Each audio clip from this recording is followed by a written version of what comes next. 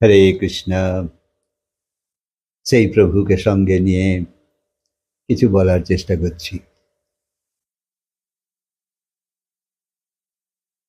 তাই যেমন রোগ প্রতিরোধের জন্য তুমি নানা এই এই ছোটদের যেমন ইঞ্জেকশন দেয়া হয় যাতে সে রোগের আক্রমণ না হয়, হলেও বড় আকার না নেয় ইত্যাদি, অর্থাৎ একটা ভেতরে ইমিউনিটি তৈরি করা। সেই রকম এই সংসারের এই যে কাম ক্রোধ লোভ মোহ অহংকার রূপী যে রিপু তোমার ভেতরে রয়েছে, এও যাতে তোমাকে বিগড়ে না দিতে পারে, এর জন্যও একটা শরীরের ভেতরে ইমিউনিটি তৈরি করা খুব দরকার। আর সেই ইমিউনিটি তৈরি করে দেবে এই ভাগবত কথা। যত তুমি শুনবে তোমার ভেতর সেই শক্তি, সেই প্রতিরোধক শক্তি, ঠিক ঠিক নিজেকে চালাবার যে শক্তি, তা তোমার ভেতর তৈরি হতে থাকবে। তবেই তো তুমি এইসবের সঙ্গে যুদ্ধ করতে পারবে, না হলে তো ভেসে যাবে, যেমন এত জন্ম ধরে ভেসেই চলেছি আমরা। এই কথা শুনতে হয় বা ভালো লাগছে, এটাই যথেষ্ট নয়। নিজের কল্যাণের রাস্তাকে প্রশস্ত করতে হবে। কতদিন আর এই সংসারে থাকবে, লাঠিঝাঁটা খাবে? শ্রবণ ধৈর্য বিনা তো হতে পারে না। মন দিয়ে শুনবে, যাতে কথা তোমার ভেতর প্রবেশ করে। খালি শোনা হয়ে গেছে এরাম বলো না, তুমিই ঠকে যাবে। সংসারে সবাই শুধু বলতে চায়, দেখেছো তো? দুজনের কথা যখন হয় দুজনেই বলতে চায়, তাহলে কে শুনবে? কথা তোমায় অযথা সংযোগ থেকে রক্ষা করে, অর্থাৎ কিনা তোমার সঙ্গ কম হতে থাকবে। জানবে এই ভাগবত সঙ্গ যদি করতে থাকো, সংসারে তুমি অসঙ্গ হতে থাকবে। খারাপ ভাবে নিও না, তোমায় তাই হতে হবে। সংসারে অসঙ্গ হতে থাকো, এসব সঙ্গই তো তোমাকে চিন্তা ভাবনায় নানা সময় কাটাবার এতে সব এতে তুমি ফেঁসে আছো। সময়ও তো কাটে তোমার অনেক।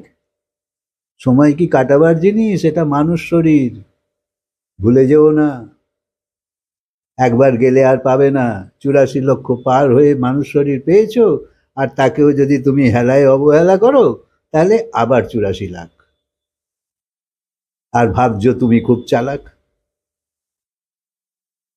না, ঠিক করে বোঝো, এড়িয়ে গেলে যা হবে তোমারই তো হবে। আমি তো শুধু সতর্ক করছি। তাই অযথা সংযোগ, এর থেকে নিজেকে বাঁচাও। জ্ঞানের পথে চলতেই হবে। জ্ঞান অনেক নয়, অনেক শিখতে হবে না, সামান্য। জ্ঞান মানে কি? তো জ্ঞান মানে হলো সোজা উত্তর, তিনটে জিনিস শেখার আছে। একটা হচ্ছে আমি কে,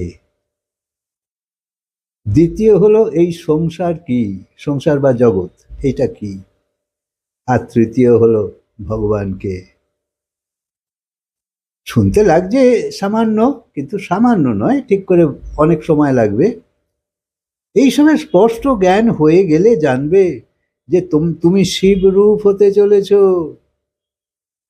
হ্যাঁ, আমরা তো জীব হয়েই আছি, কিন্তু এই জীবই তো শিব হয়।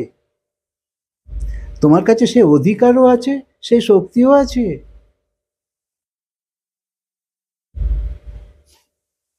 ওপর ওপর হয়তো তুমি জানো যে ভগবান কি, আমি তো কিছু জানি, বা আমি কে কিছু জানি, এটা যথেষ্ট নয়। অনুভব সঠিকভাবে হওয়া চাই, সঠিক বোধ হওয়া চাই। যতক্ষণ না সঠিক বোধের মাধ্যমে অনুভব হচ্ছে, ততক্ষণ তোমার জানা সার্থক হলো না। সবাই করছে, তো তুমিও করছো, তো এটা তো একটা প্রবাহ, এটা অনুভব নয়। কোনো কর্মের পেছনে কেন লাগাও। যেমন তুমি কিছু করছো, প্রশ্ন করো নিজেকে, কেন করছো? তখন এরম হতে হতে তুমি সবই খালি কেন জিজ্ঞেস করো। করতে করতে তুমি এক জায়গায় থেমে যাবে। তো তখন দেখবে তোমার জীবন সহজ হতে থাকবে, তুমি কত প্রশ্নের উত্তর পাবে, কত তোমার কর্মতে শুদ্ধিকরণ আসবে। এই তিন বিষয়কে জেনে সেই অনুযায়ী যদি তুমি ব্যবহার করতে থাকো, তাহলে তুমি জ্ঞানী। তাই তুমি অনেকবার স্বর্গেও গেছো এবং সেখানকার সুখ ভোগও করেছো। তারপর আবার মর্তলোকে এসে কুকুর বেড়াল গরু গাধা হয়েও অনন্তবার জীবন ধারণ করেছো ইত্যাদি। হবার পর তুমি মানুষ শরীর পেলে। মানুষ হয়েও কি হয়, কেউ গরিব, কেউ বড়লোক, কেউ কেউ কুরূপ, কেউ সুরূপ, কোনো জন্মে এই, কোনো জন্মে ওই, কারোর পড়াশোনা হলো, কারোর হলো না, কেউ এইরকম, কেউ ওই রকম, কত রকম হয়। তাই পূর্ণ সৎ উপযোগ মানুষ শরীরের করবার মতনও যদি তুমি না পাও, তাহলে তাই বিভিন্ন শরীর আমরা প্রাপ্ত তো করেই চলেছি, যে স্বর্গের সুখ এবং মর্তের সুখ সব ভোগ করেছ, কারণ সবই তো নশ্বর এবং প্রতিক্ষণ ঘটমান। যে সুখ পাও, ধরো রসগোল্লা খেলে তো সুখ পেলে, তারপরে সেই সুখটা আস্তে আস্তে চলে যায়, ঘটমান, বাড়ে না। প্রথমে যে সুখ পেলে ক্রমশ তা কমতেই থাকে, যে কোনো জিনিসেই। নতুন জামা তো খুব, তারপরে তো আস্তে আস্তে কদর কমে যায়। ধরো কোনো মায়ের বাচ্চা হারিয়ে গেল, তো বাচ্চা হারিয়ে গেল, খোঁজাখুঁজি যেমন হয়, দুদিন পরে পাওয়া গেল, তখন মায়ের কত আনন্দ, বারবার জাপটে ধরবে বাচ্চাকে। কিন্তু তারপরে আস্তে আস্তে ছেড়ে তাকে দিতেই হয়। অর্থাৎ শুরুতেই যে সুখটা পেয়েছিল, সেই সুখটা আস্তে আস্তে কমে গেল। ধরো এখন কারুর বিয়ে হলো, তো কি হয় না, লোকে বর দেখতে যায়, অনেক মহিলারা আছে বর দেখতে যায়, যে বর কেমন হয়েছে দেখে আসি। কিন্তু তারপরে কি হয়, যে ও তো কারোর সঙ্গে তো বিয়ে হবেই, তো ছেলেই হয়। তো তখন তার বৈরাগ্য আসে, যে এতে আর দেখার কি আছে। এমনকি যার সঙ্গে বিয়ে হচ্ছে, সেই অ্যাটাচমেন্টও ধীরে ধীরে ডাউন হয়ে যায়। এছাড়া কর্মের মাধ্যমে জ্ঞানে অজ্ঞানে পাপ তো আমরা করেই চলেছি। কিন্তু পাপ আসলে কি জানো? তো কোথাও বলেছে সত্য সমান তপ নেই, আর মিথ্যা সমান পাপ নেই। কোথাও অসত্যকে পাপ বলেছে, কিন্তু মহাপুরুষদের একটা আলাদা মতামত আছে। মহাপুরুষরা বলছে, যতক্ষণ তোমার মন ভগবান বা মহাপুরুষের সেই সঙ্গতে লেগে আছে তোমার মন, কোনোভাবে তুমি সেই সঙ্গই করছো, শুধুমাত্র সেই সময়টুকু তুমি পাপ করছো না। যেই মহাপুরুষ বা ভগবানের সঙ্গ তোমার মন থেকে সরে গেল, সঙ্গে সঙ্গে পাপ শুরু হয়ে গেল, যা করছো। তাই মায়ার এই তিন গুণ আমাদের আছেই, আমরা জানি যে সত্যগুণ, রজগুণ, তমগুণ। যদি তামস কর্ম করছো, তে তো পাপ বটেই, খারাপ কাজ। এ সবাই জানে, চুরি ডাকাতি নেশা করা ইত্যাদি ইত্যাদি।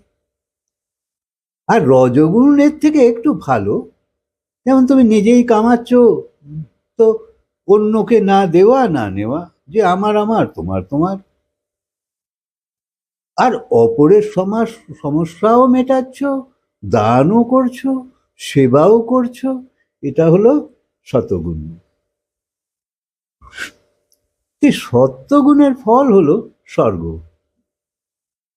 রজগুণের ফল এই মৃত্যুলোক, আর তমগুণের ফল তো নরক।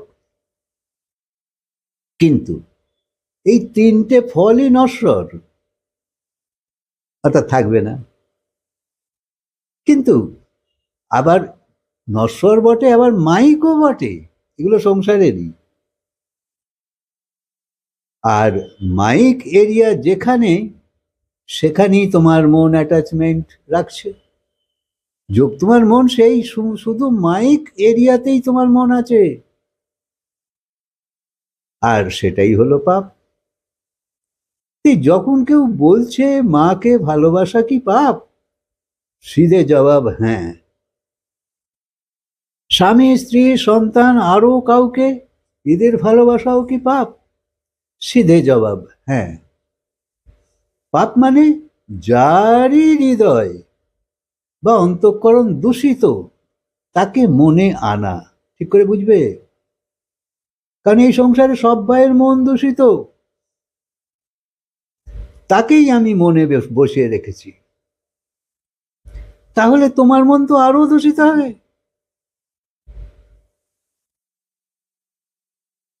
এমনি আমাদের মন অনাদিকাল থেকে দূষিত, এবং এখানে যার সঙ্গে অ্যাটাচমেন্ট রাখছি তার মনও দূষিত হলে, মাইক হলে, তা আমার মনকে তো আরো দূষিত করবেই।